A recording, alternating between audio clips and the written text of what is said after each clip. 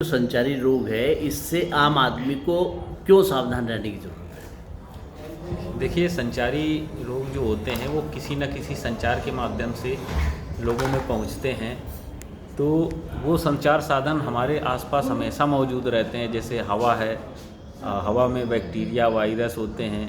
तो इसलिए ज़रूरत है कि हम उससे कभी बच नहीं सकते हैं।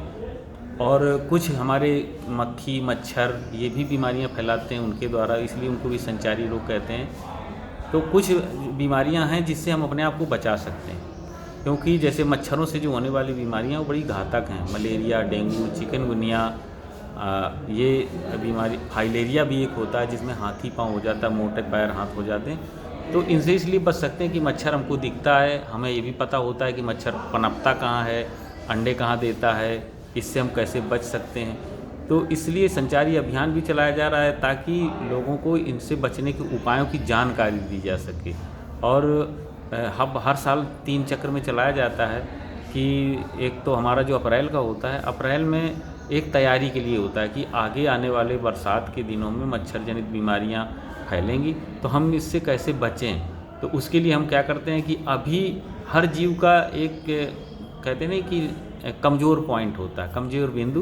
तो मच्छर इस समय सीमित उसमें होता है, उसके जो प्रजनन केंद्र होते हैं, वो जो पानी इस समय कम जगहों पे भरा होता है, तो हम उसको नष्ट कर सकते हैं, गड्ढों को भर सकते हैं, उनको साफ़ कर सकते हैं और एंटी लार्वा दवा डाल करके उनको ख़त्म कर सकते हैं। तो इसलिए अप्रैल कौन सा समय सर ऐसा है जो काटता है या नुकसान पहुंचाता है? ये मच्छर तो 12 महीने काटता है, लेकिन जब इन्फेक्शन इसका होता है वो बरसात के सीज़न में होता है। उस समय डेन वायरस और मलेरिया परजीवी सक्रिय रहते हैं, और उस समय इनका प्रजनन काल होता है। तो मादा मच्छर को अंडे देने के लिए अतिरिक्त ऊर्जा की ज़रूरत होती है, अतिरिक्त प्रोटीन की ज़रूरत होती है। वो प्रोटीन हमारे खून से लेती है, इसलिए वो लोगों को ढूंढती है अपना पेट भरने के लिए।